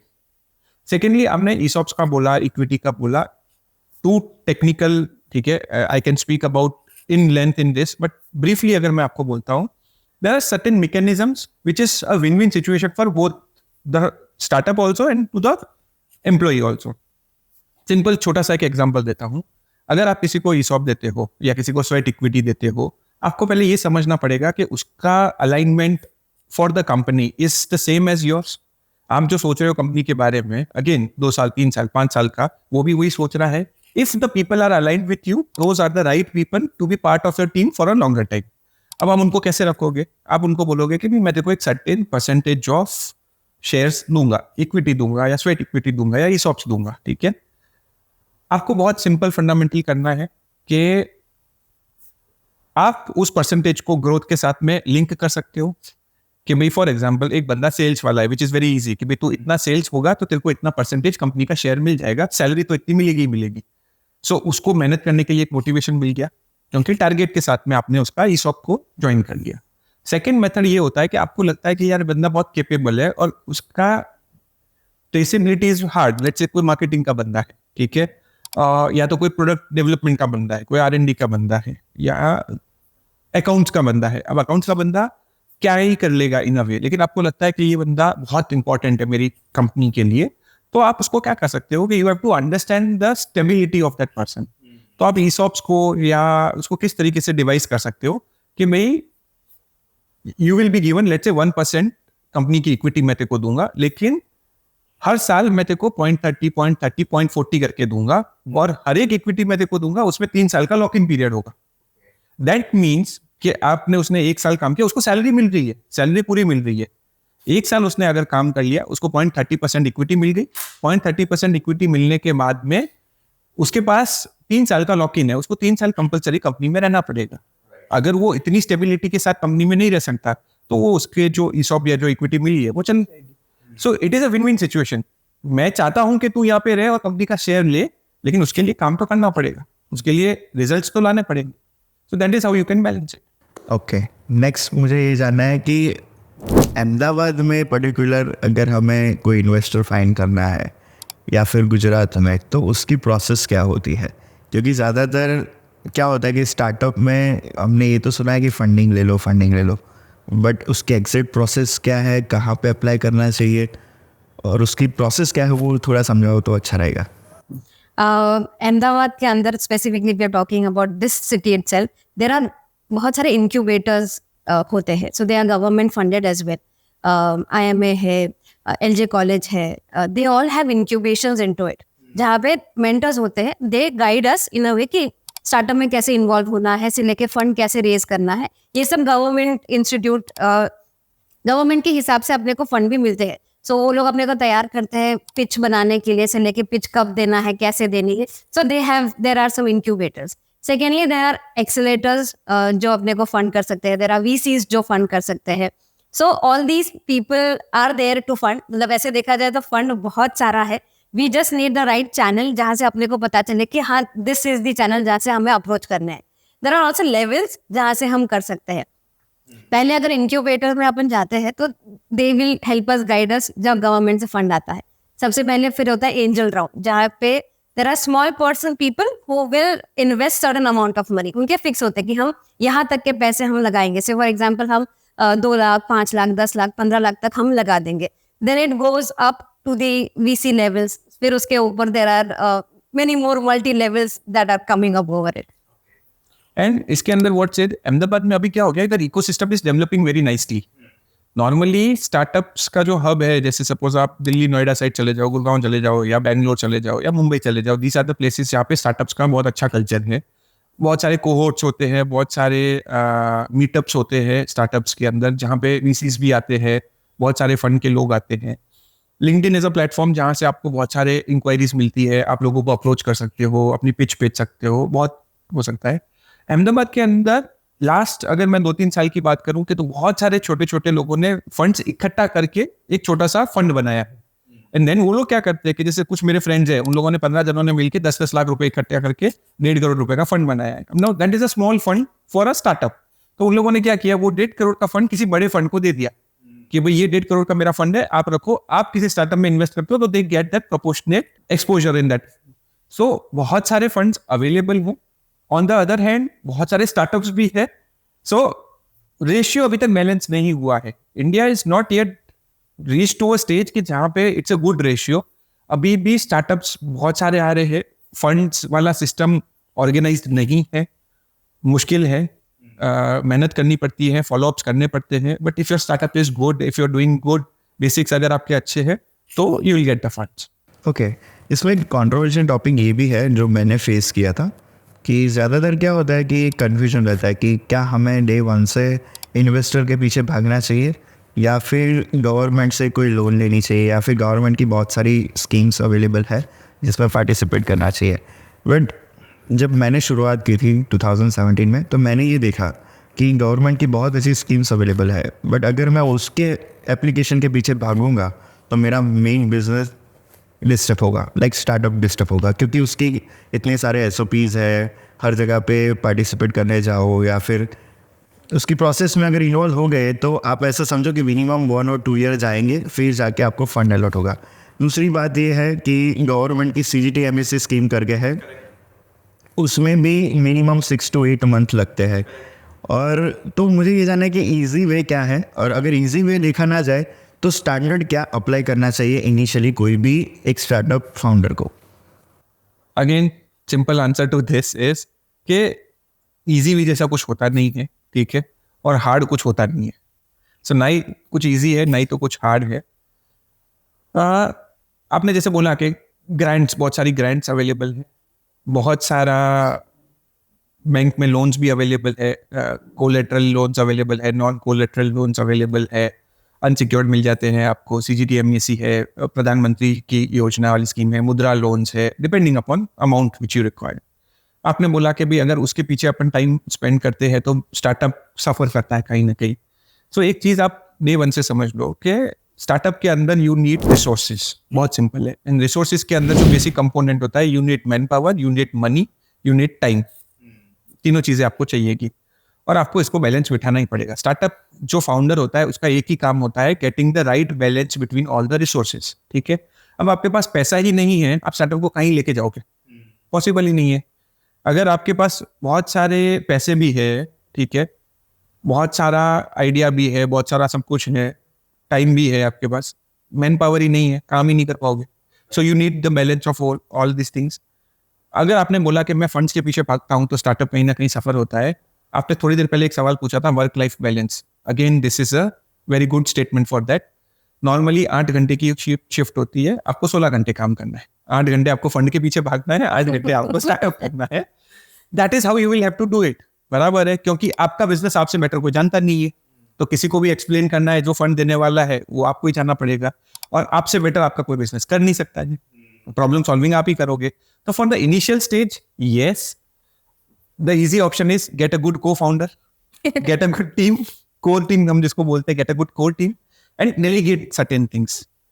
आई वुड सजेस्ट, एक अच्छा स्टार्टअप वो होता है कि every week you spend 3-4 hours just to discuss.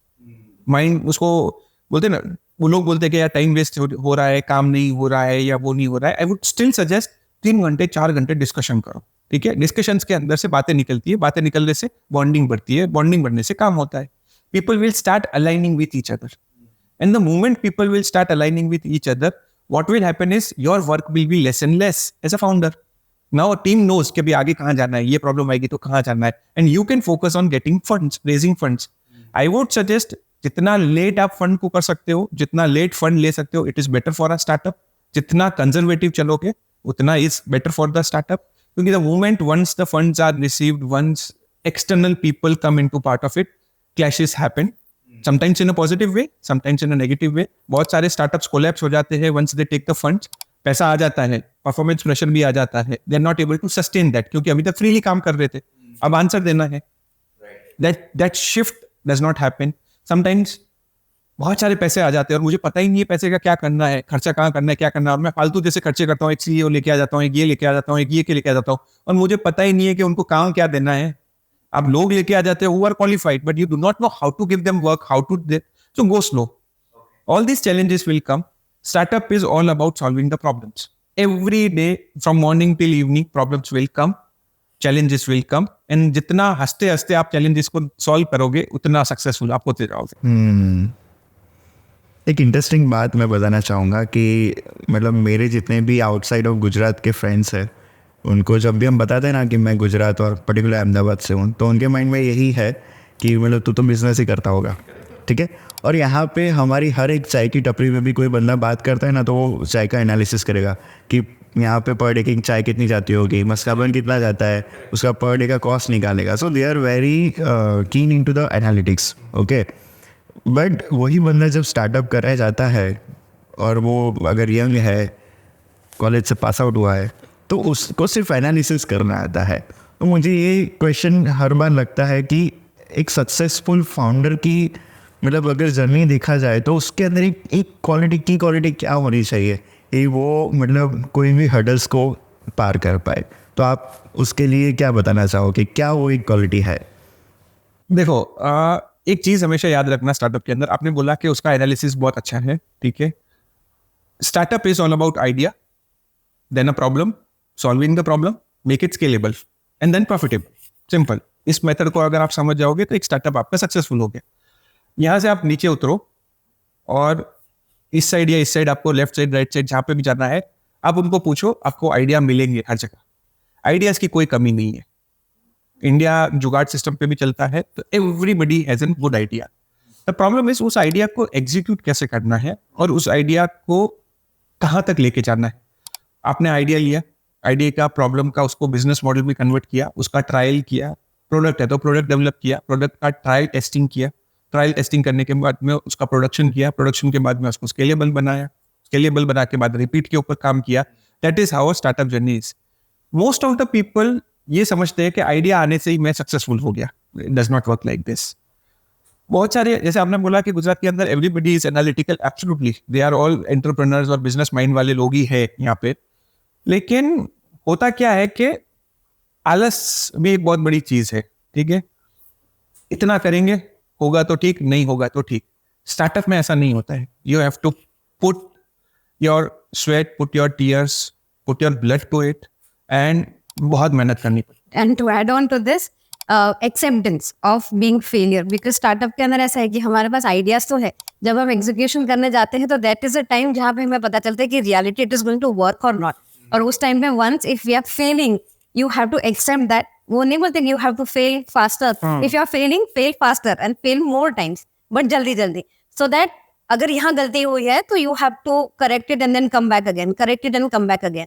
तो वो जो स्केलेबिलिटी है जहाँ पे हमें कंसिस्टेंटली रहना है in a way, that also matters a lot. कि भले फेल हो रहे हैं but you have to keep on trying come back, तो keep on trying come back. Okay, बहुत अच्छी बात बताई दोनों ने. तो आप अपने लाइफ में कहीं ना कहीं इन्वेस्टर भी हो और स्टार्टअप भी संभालते हो, तो फाउंडर भी हो.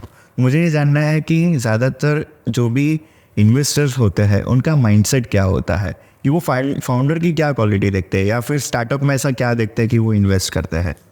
ओके, मैं अब दोनों का पर्सपेक्टिव दे देता हूँ. बहुत again see all this answers are very simple. ठीक है, पता है लोगों को क्या चाहिए? लोगों को ऐसा चाहिए कि भाई मुझे फैंसी चीजें चाहिए. सिंप्लिसिटी के अंदर ही सारे आंसर्स है. ठीक है, इन्वेस्टर को ये चाहिए कि फाउंडर ऑनेस्ट, ट्रस्टवर्दी, मेहनती, समझदार होना चाहिए, स्टार्टअप सक्सेसफुल हो जाएगा. फाउंडर को ये चाहिए कि इन्वेस्टर ऐसा होना चाहिए कि जो पैसा दे दे, भरोसा रखे, हम रिजल्ट लाके दे देंगे. सिंपल. तकलीफें कहाँ आती है कि इन्वेस्टर ये देखता है फाउंडर के अंदर कि, और हमेशा नोट करना कि जो सीड राउंड और pre seed round, seed round और एंजल राउंड, तब तक आपका बिजनेस तो अभी शुरू हुआ होता है. There is no much data which you can prove.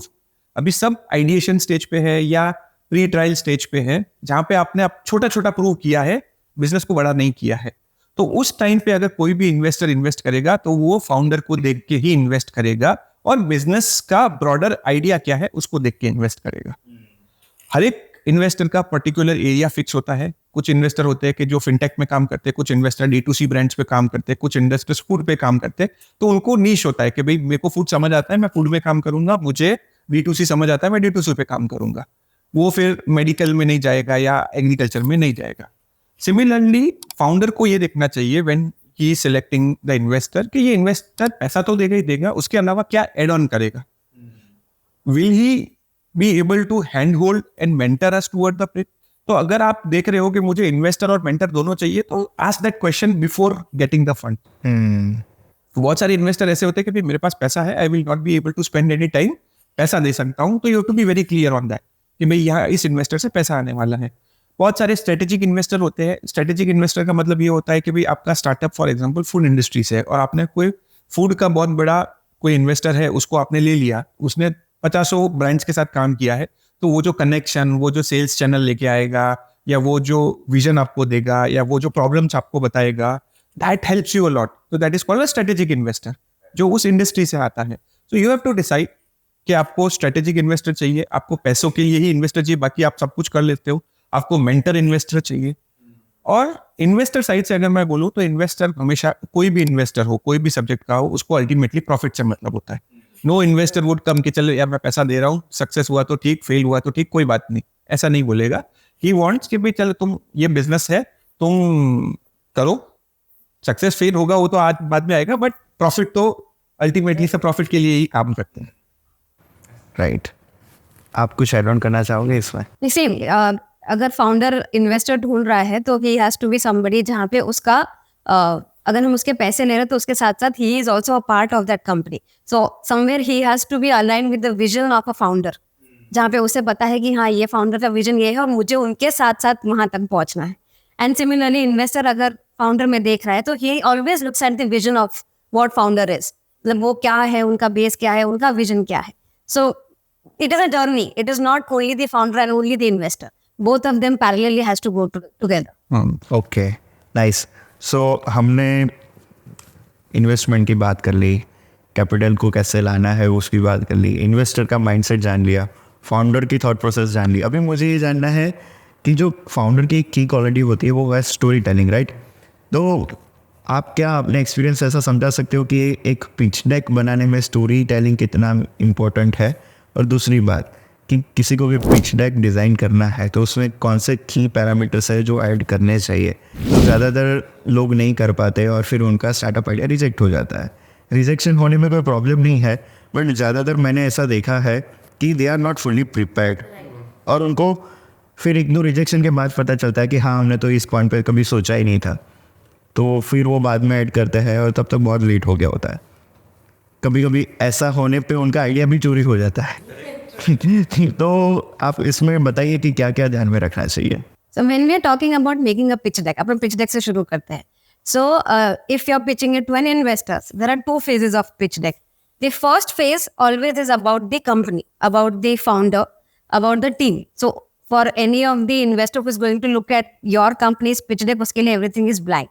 So take him to the journey. कहाँ से आपने शुरू किया से लेके who the founders are, what are your vision, what are your mission, who is the team member that involves into. The most important point, कौन सा problem आप solve करने वाले हो.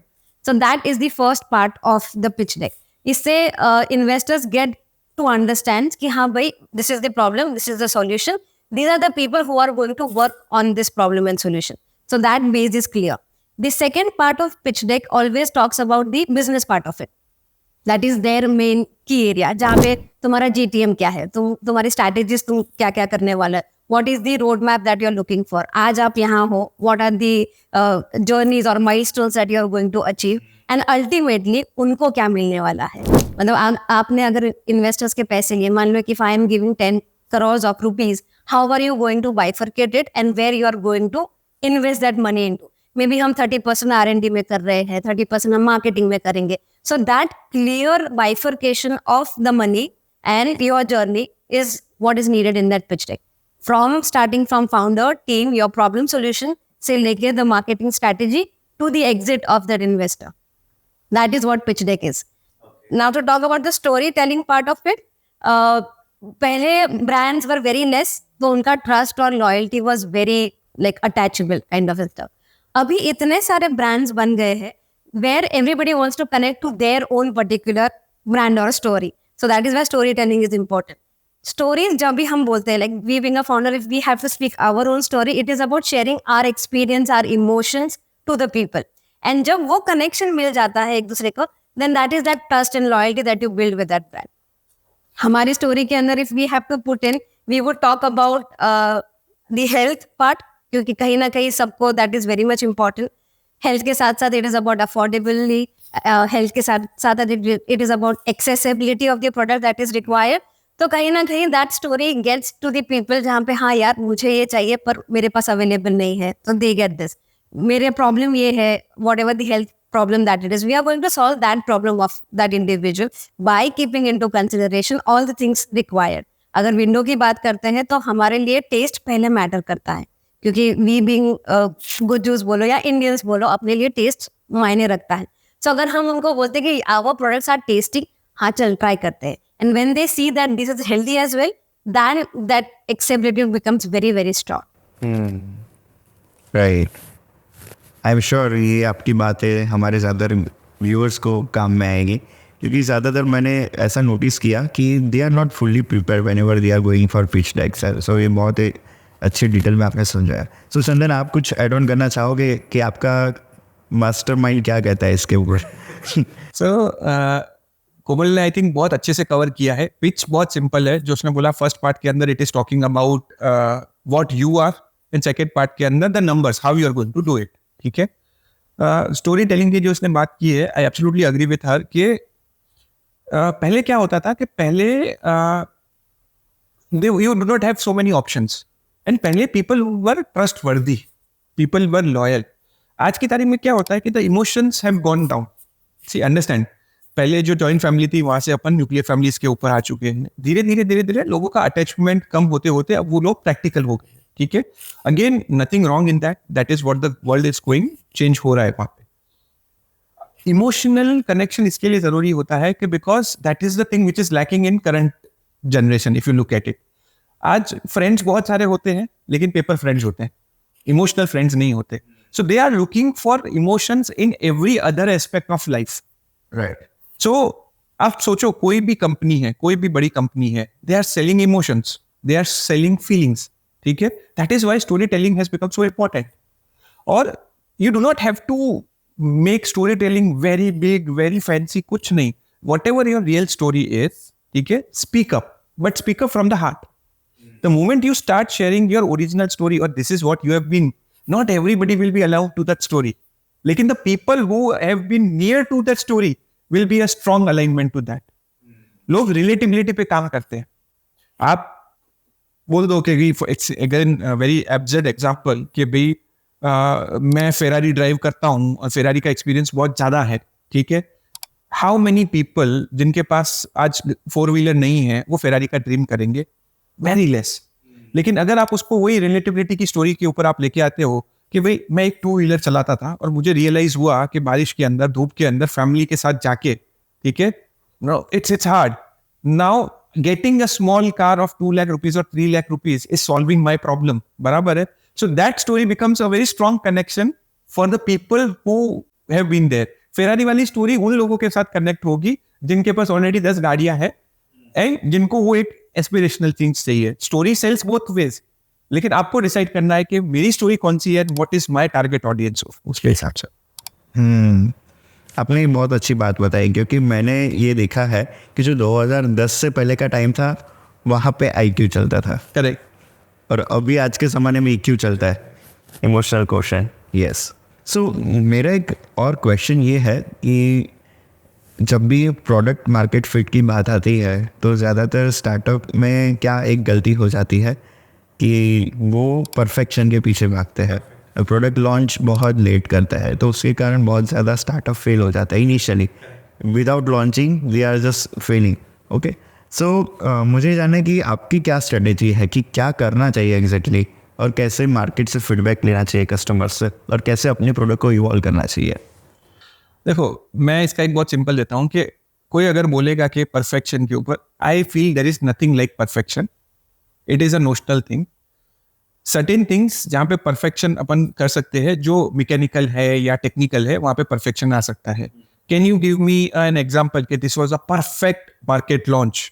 नॉट पॉसिबल, क्योंकि वो हो सकता है बहुत सक्सेसफुल हुआ, लेकिन अगर मैं कुछ और ट्वीक करता तो और बेटर हो सकता था, और उसका कोई मापदंड नहीं है कि आप उसको चेक कर सकते हो कि ये इससे अच्छा हो सकता था कि नहीं हो सकता था.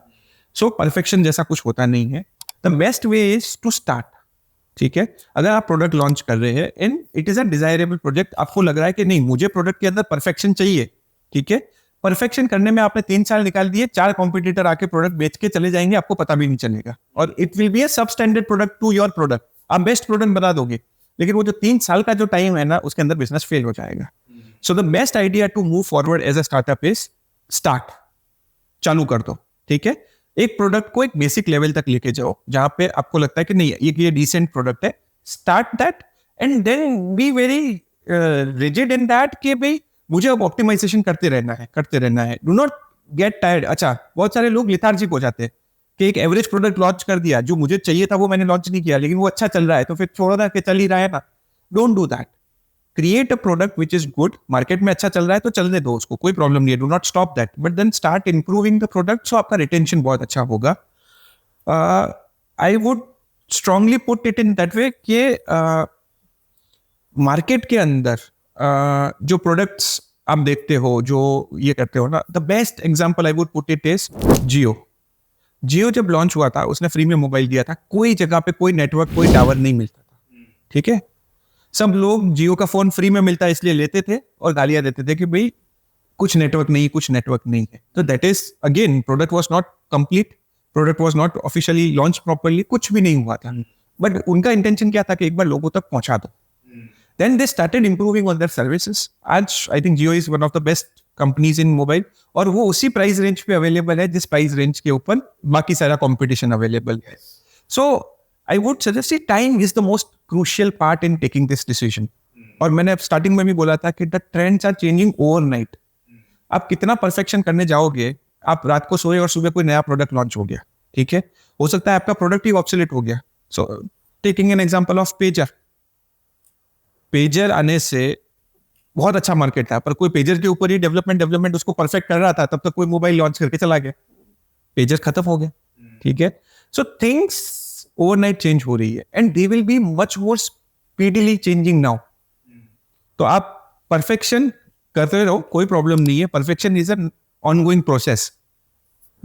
And to add on, when you're talking about getting feedback, you have to be very open about getting feedback. जहाँ से भी आ रहा है, you have to list it down कि कौन से feedback कौन से areas के अंदर है, and do not be rigid on कि नहीं मैंने तो यही सोचा था तो I would stick to that particular product या that particular model only.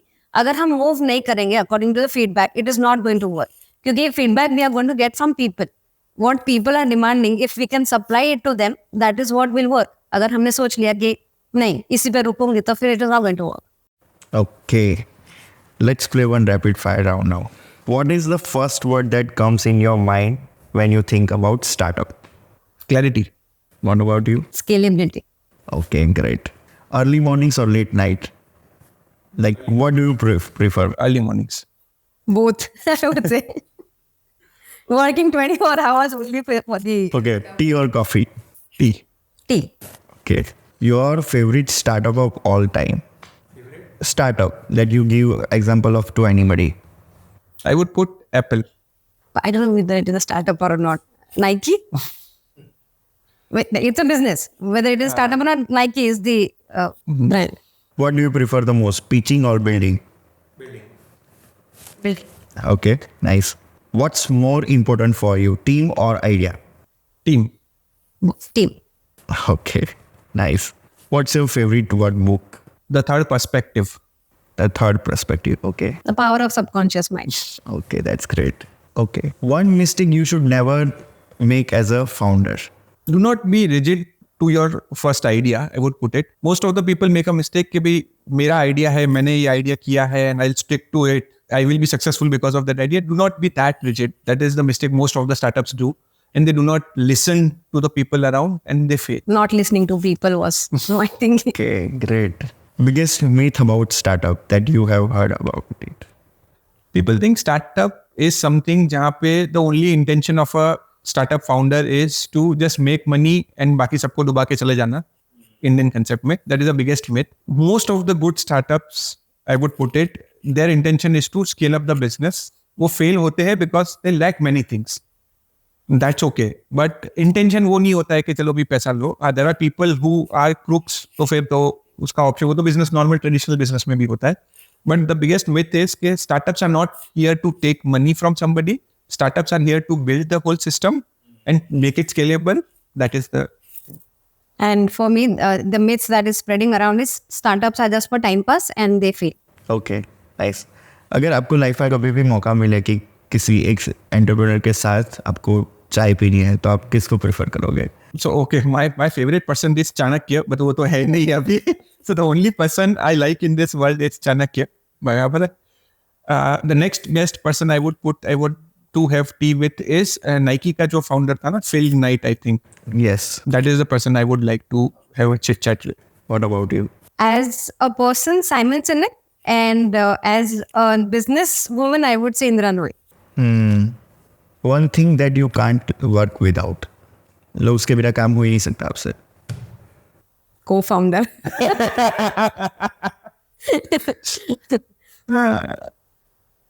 The one thing I cannot work without. Okay, I need a lot of time to discuss. I cannot work without discussing. I need to discuss a lot of things with people, and I get the best of the ideas when I'm discussing with people. So you like to unfold things. Yes, I like to unfold things, and बोलते बहुत सारे ideas आ जाते हैं. Okay. I like to talk to people. I cannot. What about you? For me, it is planning. So I need that exact plan of action to work upon. So I cannot think without. Okay. एक बहुत ही interesting question आपके लिए है कि अगर आप entrepreneur नहीं होते तो क्या होते? अगर मैं एंटरप्रेन्योर नहीं होता तो मैं टोनी रॉबिन्स को कोचिंग दे रहा होता. What about you? I cannot see myself without an entrepreneur. कुछ ना कुछ तो कर ही लेते. Okay. Nice. Then this is the question for you to unfold now. So चंदन, आपकी जो स्टार्टअप की जर्नी है उसमें आप मुझे बता सकते हो कि अभी तक आपने कोई फनी इंसिडेंट देखा हो या मतलब आपको लगा हो कि यार इतना स्टूपिडिटी मैंने कैसे कर दिया है, मतलब ऐसा कुछ भी शेयर करना हो तो? Cannot be funny, but it is a memorable incident जहाँ पे we had to deliver almost more than 140 orders in a day, and our team, the whole entire team, सिर्फ ऑपरेशन वाले लोग नहीं थे, उसके अंदर सोशल मीडिया वाले, मार्केटिंग वाले, डिस्ट्रीब्यूशन सेल्स पर्सन से लेके everybody was part of that distribution channel. और हम लोग रात को 11 बजे तक हम लोग ने पैकिंग किया था and then next day morning everything was been delivered. So that is a memorable thing. I would say it's not funny but then that was the time जहाँ पे हम सब ने साथ में कलेक्टिवली ये पूरा एक चैलेंज कंप्लीट किया था. So how was your experience at that time? So we did not look at the time. हमें नहीं पता था. That was the enjoyment और excitement कि हमको 140 orders एक ही दिन में complete करके हमको deliver करना है next day. So packaging कर रहे थे. There were people who took care of पानी दे दो, चाय दे दो, खाना मंगा रहे हैं बीच के अंदर. So it was like a family function. जैसा नहीं होता जहाँ पे एक शादी के अंदर सब involve होके एक साथ वो शादी सक्सेसफुल करने के लिए सारे एफर्ट डालते. It was that one order I would say कि हमको ये कंप्लीट करना था where everybody took part into that thing. I think ये चीज़ सबको सीखनी चाहिए व्यूअर्स को देख के कि हम लोग ऐसे मेंटालिटी से कभी ऑर्डर को नहीं देखते और ज़्यादातर हम एज अ बर्डन उसको लेते हैं. बट आपने जैसे एक्सप्लेन किया उसमें मैं आपका एक्साइटमेंट देख रहा हूँ कि आपने उस मोमेंट को याद किया और अभी आप डिस्क्राइब कर रहे हो. So again a pre notion, वो जो एक 140 ऑर्डर्स जो हुए थे वो कैसे हुए थे उसकी भी स्टोरी बताऊँ. That is again a very memorable movement. तो हम लोगों ने हमारी वेबसाइट को लॉन्च किया था एंड 2 दिन पहले, वेबसाइट से 2 दिन पहले हम लोग सब डिस्कस कर रहे थे कि भाई क्या करना है, कैसे करना है, किस तरीके से करना है, वेबसाइट लॉन्च होगी उसके बाद क्या करेंगे, what is the strategy. So we were discussing.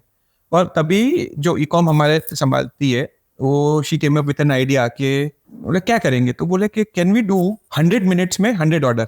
So we launched the website at a particular time and 100 minute के अंदर अपन 100 ऑर्डर्स अगर वेबसाइट में आते हैं, ठीक है.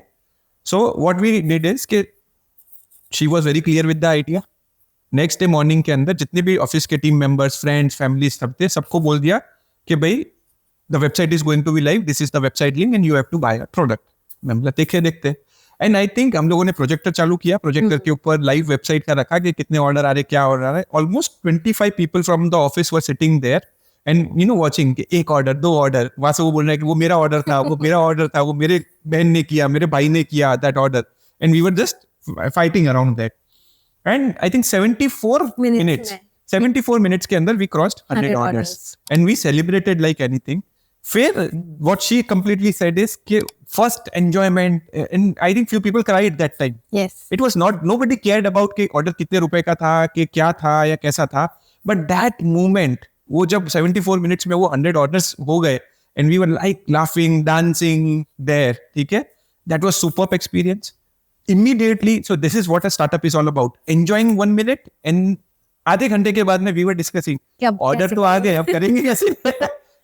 So, because it was the first time we were delivering 100 orders. Average दिन में 10-15 ऑर्डर हम डिलीवर करते थे. But 100 orders, or to be precise, 140 orders to be precise, to be delivered in one particular day. Pack करके, addresses, delivery partners, अलग-अलग couriers, सबको manage करना. So the whole team sat together, discussed it, and so this whole incident, and these type of incidents have happened in every department, whether it is operations department, whether it is our new R&D department, whether it is our R&D department. We get products every day, new R&D products every day. और कभी-कभी तो इतना मजा आती है कि हम खाते जा रहे, अरे वो प्रोडक्ट खाने के लिए नहीं थी, वो R&D वाली प्रोडक्ट थी, and you have to give reviews on that. So it happens. Right. दूसरा एक इंटरेस्टिंग क्वेश्चन ये है कि आज से 5 साल बाद आपके बिजनेस में, लाइक आपका जो भी स्टार्टअप है, उसमें आप क्या चैलेंजेस देख रहे हो अभी से? क्योंकि मुझे ऐसा लगता है कि स्टार्टअप करने वाले जितने भी फाउंडर्स होते हैं उनकी क्वालिटी होती है कि वो फ्यूचर देख पाता है कि क्या हो सकता है. तो आप क्या देख रहे हो FMCG सेक्टर में और पर्टिकुलर आपकी प्रोडक्ट को लेके? Okay, to be putting it on a lighter side of it, no arrogance here. 5 साल के बाद हम ये देख रहे हैं कि यार कंपटीशन ही नहीं आ रहा है, कुछ एक्साइटमेंट ही नहीं है बिजनेस के अंदर. We are the only people dominating the whole scenario. मैं तो ऐसे बोल रही थी कि people will come, like the big players, of course they will come to buy us and we have to say no to them. So the idea is that we are very much clear about where we are heading, what we are doing it, and the idea is very simple. We are doing good business. No, we are only focusing on ourselves. Okay? We will try to make sure that as a company we grow so strong, we become so nobody practically leaves us as a company. No employee, no customer, no retail channel, nobody leaves us. We have to create a system. I'm not saying that we will control them. The whole idea is that we will make the company so strong, we'll make the bonding so strong, we'll make the thought process so strong for the company that everybody who is associated with the company stays with the company. Okay. 5 years down the line, we would be a family of maybe 100 million people, 200 million people doing business together. Maybe it is a customer or maybe something. That is where I see ourselves. And when we are thinking about being global, like all over the world, that is what we see after 5 years. And just to add, she mentioned, I think, few days back that the only thought she has it to, I think there are 192 recognized countries in the world. So we just want to have a small office in each country. That's the only. मुझे एक psychology जाननी थी कि like आज की जितने भी brands हैं मार्केट में फेमस, अगर किसी को भी पूछा जाए तो वो मतलब नेस्ले में मैगी आएगा, तो ये जितने भी फूड्स मार्केट में अवेलेबल है दे आर नॉट हेल्दी और not healthy we can say that, और फिर भी वो आज वर्ल्ड लेवल पे डोमिनेट कर रहा है. तो इसमें आप क्या समझते हो कि इनका ब्रांडिंग इतना स्ट्रॉन्ग है कि वो कस्टमर की साइकोलॉजी के साथ खेलते हैं, या फिर कस्टमर बेवकूफ़ है कि वो ऐसी प्रोडक्ट लेता है, कि मतलब इन दोनों के बीच में गैप क्या है? They know this things are bad but this still they are buying it. Okay, तो इसकी साइकोलॉजी क्या है? और मुझे आपसे ये जानना है कि क्या आफ्टर 10 ईयर मैं एज अ ग्लोबल ब्रांड आपको देख सकता हूँ कि नहीं देख सकता हूँ कि वो नेस्ले और ये बड़ी बड़ी ब्रांड के सामने कम्पीट कर पाए? मतलब वेरी पॉजिटिवली आपको 10 साल तक वेट नहीं करना पड़ेगा. Much before that we will be a global brand. जो आपने पॉइंट बोला ना कि कस्टमर इज नेवर बेवकूफ, बराबर है. Whatever decision they are taking the best decision possible at that particular time. And the companies are also good at marketing and branding. ठीक है, यहाँ पे एक बहुत सिंपल मैं आपको एक चीज बताऊंगा, and this is how the whole world works, which is the laws of the nature. Nobody can define और change the laws of the nature. वो फिक्स्ड है. ठीक है. सो नेचर का अगर मैं आपको एक थॉट दूं तो नेचर का ये है कि the only purpose of nature is to kill you. अगर आप देखोगे नेचर का अल्टीमेट काम क्या है? To kill you. हाउ?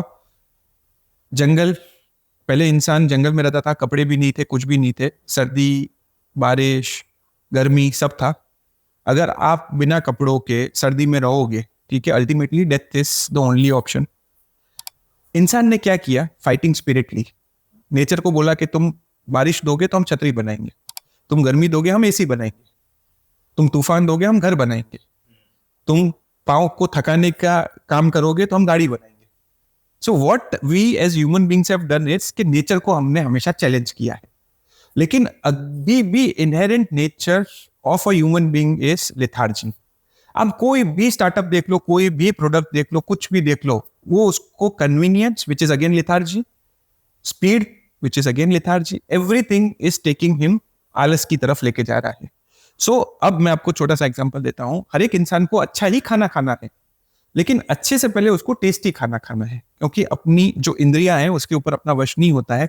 सबको पता है कि करेले का जूस बहुत अच्छा होता है, नीम का जूस बहुत अच्छा होता है. आप रोज नहीं पी सकते, दवाई की तरीके से पी सकते हो अगर मजबूरी हुई तो, शौक से तो नहीं पियोगे. शौक हमेशा अच्छी चीजों के लिए, जो अपनी जीभ या आंखें अपने को पसंद करती है वो अपने को पूरा करते हैं. Simple basic terminology. अब क्या होता है? अब जब आप प्रोडक्ट लेने जाते हो, सबसे पहले तो आपके नजदीक जो मिलेगा, आपको भूख लगी है ना, आप कोई ब्रांड नहीं देखोगे. जो पैकेट मिलेगा उस पैकेट को आप लेके खा लोगे. हाँ, उधर जो ऑप्शंस मिलेंगे उसमें से आपको जो पसंद होगा आप वो लोगे, लेकिन वो ऑप्शंस के अंदर से जो पसंद होगा वो लोगे. तो वो ऑप्शंस के अंदर पहले तो आपकी प्रोडक्ट अवेलेबल है कि नहीं है, पहले तो आपको you have to make sure. So distribution, marketing, both plays a big role in that. Customer choice के अंदर ये है कि मुझे अगर आप 5 ऑप्शन दे रहे हो और वैल्यू फॉर मनी मेरे को जहां पे सबसे ज्यादा मिल रहा है, मैं वही प्रोडक्ट बाय करूंगा. मुझे टेस्ट भी मिल रहा है, मुझे 10 रुपए में भी कोई प्रोडक्ट मिल रहा है, मुझे हेल्दी प्रोडक्ट मिल रहा है, तो फिर मैं दूसरा क्यों लूंगा? So you have to give choices to the people where the decision making becomes easy for them. You can not change people, you can not. मतलब लोग चेंज नहीं होते हैं. अगर लोग चेंज होते तो सबको पता है कि जिम जाने से और एक्सरसाइज करने से अपन पतले हो जाते हैं या हेल्दी रहते. Not everybody goes to gym, not everybody goes for walking, बराबर है. सो पता होना और काम करने में बहुत फर्क है. That is again the lethargy part of it. और डिसीजन मेकिंग में जो चीज यूज होती है, that decision making is only when you present everything to the person और the consumer in the best possible way, और वो डिसाइड कर लेगा कि वैल्यू फॉर मनी क्या है. And if you talk in the perspective of brands that we're talking about, maybe Nestle and all those big players, it is about surviving. If they want to survive in the market all over the world, they will play all the games that is required. Be it unko marketing karna hai, they will do marketing. We have food technologists or specialty who plays with the brain of the human body. So there are certain ingredients which can help people connecting to the food. So बहुत सारे बड़े बड़े जितने भी companies हैं, they have these kind of people working on the food technological part of the food. So that is how for survival they would be doing anything and everything that is required, because again पैसा चाहिए survive करने के लिए, नाम power सब कुछ चाहिए. So it is about playing with everything. And science, you cannot beat science. आप कितना भी कर लो, मीठा खाने से क्यों मजा आता है? There is a science behind it. मीठा खाने से dopamine रिलीज होता है, the happy hormone. ठीक है, you will only get that from sugar. आप उसके ऑल्टरनेट्स ले सकते हो, अल्टीमेटली दैट्स ओके, ठीक है, लेकिन वो खुशी मिलती है आपको मीठा खाने से. अब देख लो ना, इंडियन ट्रेडिशन के अंदर all the celebrations what we do, बच्चा पास हो गया, बच्चे को नौकरी लग गई, शादी हो गई, कुछ भी अच्छा हो गया, मिठाई, मुंह मीठा करो, because that is a happy hormone. So लोग उसको हैप्पी हार्मोन करके नहीं देंगे, मीठा मुंह कर लो. It is science. Food is all about science, and big companies have a very good research, Yes. very good team dedicated who can do research about, so they play with the psychology of human beings.